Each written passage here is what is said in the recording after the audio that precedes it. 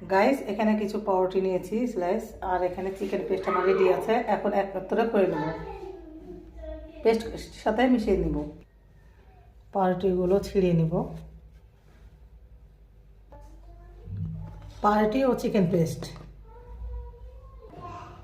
তো আমি এভাবে কোট করে নেব ব্রেড গ্রাম দিয়ে। গাইস, এই যে আমি সবগুলো একবারে ব্রেড গ্রাম মাখাই নিয়েছি, এরপর ভেজে নেব। গাইস, তেল তেপে গেছে। আস্তে আস্তে করে কোট করে রাখা চিকেন বড়াগুলো দিয়ে দেবো। আস্তে আস্তে করে ভেজে নেবো এভাবে অল্প তেলের মধ্যে।